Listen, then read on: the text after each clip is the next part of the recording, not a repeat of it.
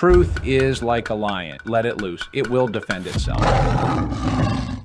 Productivity in a hybrid world isn't invisible. It's just probably measured wrong. Bert, when we think about how we measure productivity, this has been an issue, and I'm sure you've been in this problem. You've dealt with this problem as much as I have, but I've dealt with it my entire career. It's really easy to measure productivity when we're talking about how many widgets do you produce in an hour?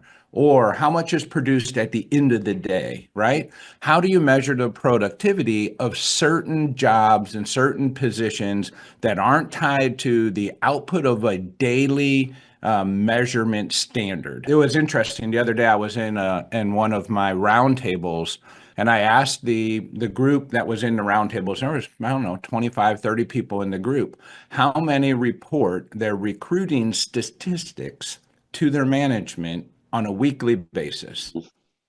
Not one person raised their hand. How many do it on a monthly basis? No one raised their hand, right? But yet I know that business leaders are concerned with the ability to recruit and attract talent and retain talent. So you would think this would be a key core indicator of how we measure productivity.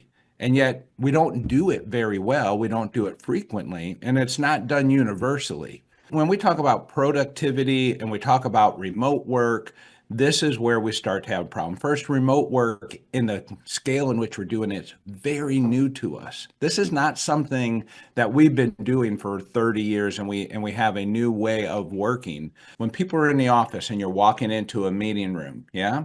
And you walk by and someone's on the phone and you can see them visibly and they go, "You're right there. I'm on the phone with the customer."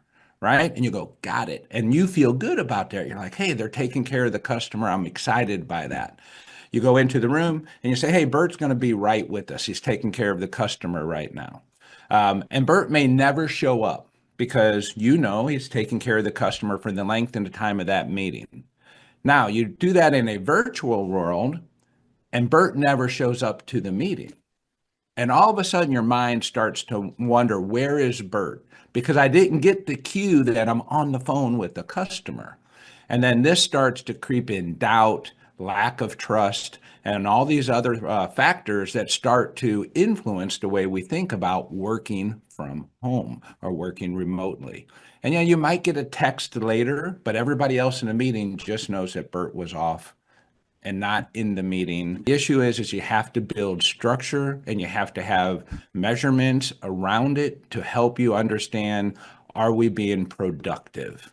And that's really the standard, is about productivity. And even our employee and opinion and engagement surveys that our Tanya Zion does for us so well, even those standards are sometimes measuring based upon a workforce that's in office and not always in a remote format.